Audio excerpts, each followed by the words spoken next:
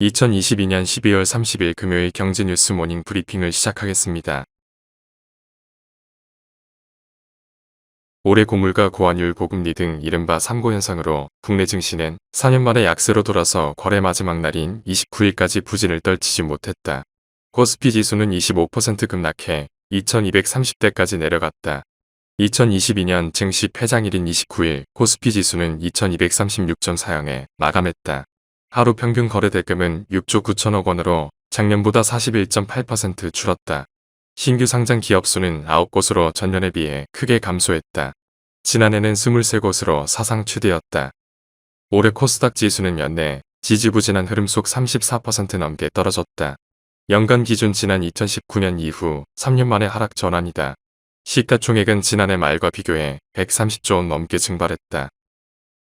다음 뉴스. 정부가 638조 7천억 원 규모로 편성한 새해 예산을 경제, 민생 현장에 최대한 신속하게 투입해 경기 둔화에 대응하기로 했다. 내년 상반기 재정 집행률 목표는 역대 최고 수준인 65%로 정했다.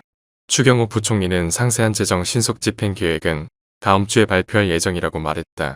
정부는 1월 설을 앞두고 각종 성수품의 가격이 오를 것으로 보고 다음 주 설 민생 안정대책을 발표하기로 했다. 방기선 기재부 1차관은 민생 안정대책은 성수품 중심의 물가 안정 방안과 겨울철 취약계층 생계 부담 경감 방안이 중심이 될 것이라고 말했다. 다음 뉴스. 고물가로 인해 물가 수준을 반영한 실질임금이 7개월 연속 감소한 것으로 나타났다. 물가를 반영한 10월 실질임금은 332만 5천 원으로 1년 전보다 0.5% 줄었다. 통장에 찍힌 월급은 올랐지만 고물가의 체감 월급은 오히려 줄었다는 의미다. 물가 상승률의 가파른 상승세로 인해 임금 인상 체감도가 낮을 수밖에 없다는 게 노동부 설명으로 지난 10월 소비자 물가지수만 해도 지난해 같은 달에 비해 5.1% 올랐다. 다음 뉴스. 국무조정실과 산업통상자원부 중소벤처기업부는 28일 정부 서울청사에서 전국상인연합회, 한국슈퍼마켓협동조합, 한국체인스토어협회와 대중소유통 상생발전을 위한 협약을 체결했다.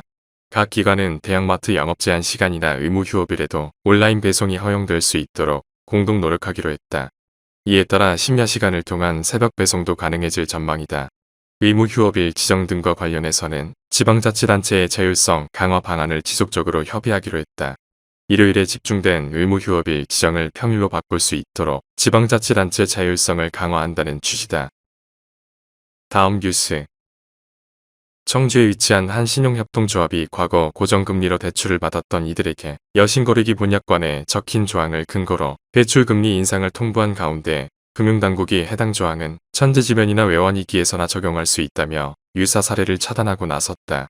변동금리도 아닌 고정금리가 기준금리 인상의 영향으로 오를 수도 있다는 소식에 소비자들의 불안 심리가 커졌다.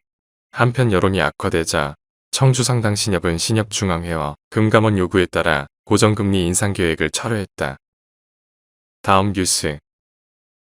서울시는 내년 4월 말 지하철, 시내버스, 마을버스 등 대중교통 요금을 각각 300원 인상하는 방안을 추진한다고 29일 발표했다. 8년 만의 요금 인상이다.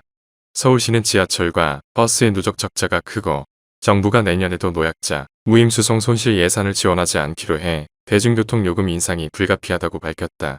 전기가스요금도 내년에 대폭 인상이 예고돼 있다. 정부는 30일 내년 1분기 전기요금 인상안을 발표한다. 공공요금이 오르면서 물가가 다시 들썩일 수 있다는 전망이 나온다. 다음 뉴스.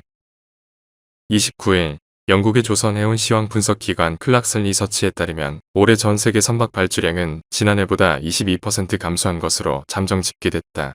한국은 지난해 대비 11% 감소해 중국에 이어 2위를 차지했다.